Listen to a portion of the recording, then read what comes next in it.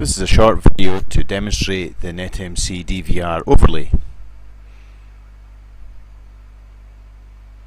DVR applications being opened, this occasion connected to an IP camera.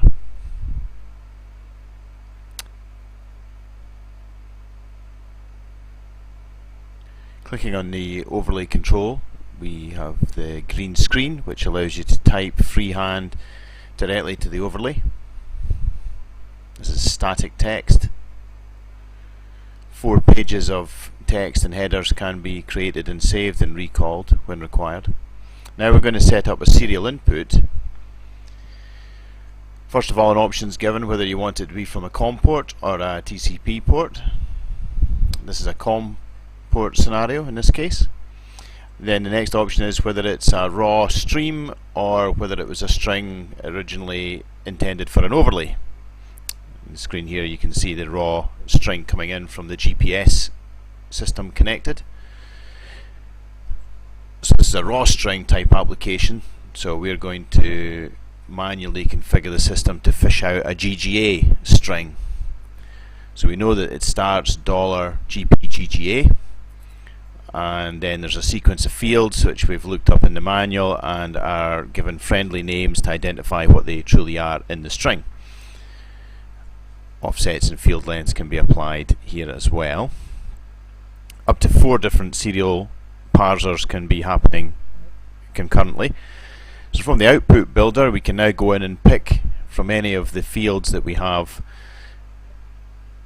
being input. We can prefix the field so that when it's displayed on the overlay, in this case it can have latitude in front of it. We work our way through selecting the fields we wish to use from the drop down available list. As this device only has one input, all the fields available in the drop down are coming from that first input, but you may have up to 4 different inputs, not necessarily as many fields in each string. You may just pick 1 or 2 fields from each of the inputs. For example, if it was a COBIS input, you would just have component ident and maybe job description or job name from that input.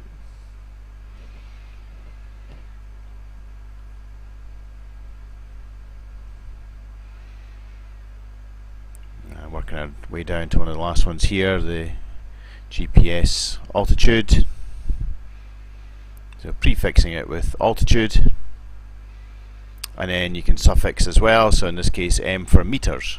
So there's all our fields that we need. We can apply them and it throws these fields up onto the setup screen, and at this point they can be rearranged and distributed round on the video picture as you wish.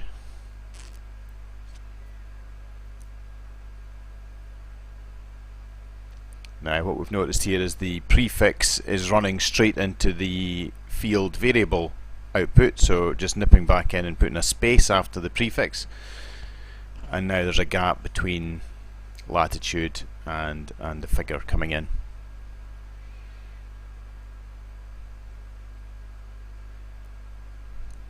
So now just a case of sliding them around on the green background to get them on screen as we wish, seeing them update live on the video render in the recording application.